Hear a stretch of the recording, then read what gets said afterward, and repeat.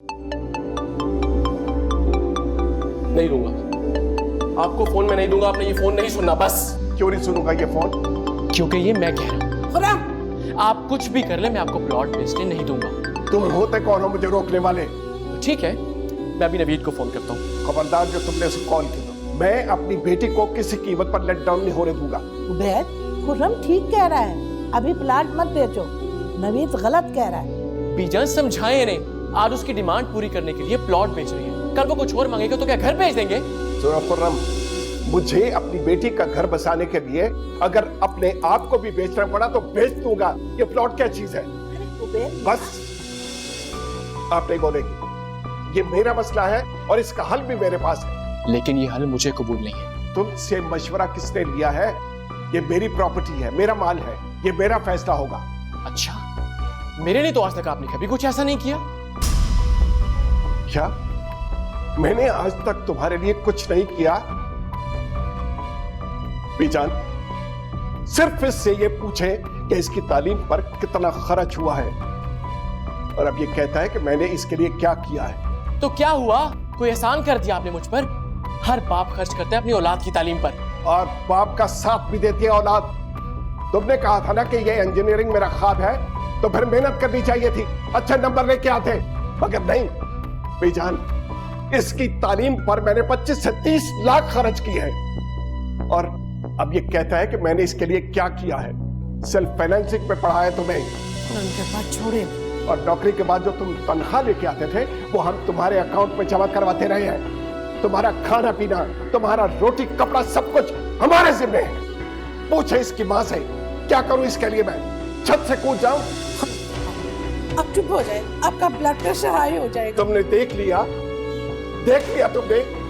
मुझसे मुंह फाड़ के कह रहा है कि मैंने इसके लिए क्या किया है। मारी अभी तुम्हारी बहन है, एक बार झूठे मुंह से तुमने ये नहीं कहा कि तुम उसके लिए पैसे दे सकते हो, हालांकि तुम्हारे पास 3 साल में इतना पैसा तो जमा हो गया होगा ना। मुझे इस बात का ख्याल ही नहीं आया। तुम्हें ख्याल नहीं आया? ठीक है, मैं रजियापा की तरफ जा रहा हूं, आता हूं। और उनके पास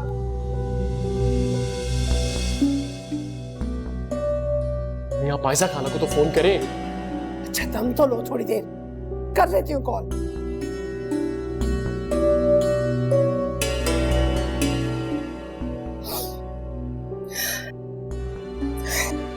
अम्मी, आप परेशान मत हो, सब ठीक हो जाएगा। हाँ खालदा, क्यों फिक्र कर रही है? सब कुछ ठीक होगा इंशाअल्लाह।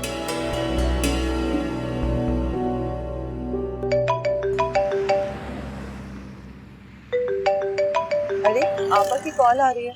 देखो क्या कहते हैं। हेलो आयजा, अगर तुमने रकम भिजवाई नहीं थी तो बता तो देती।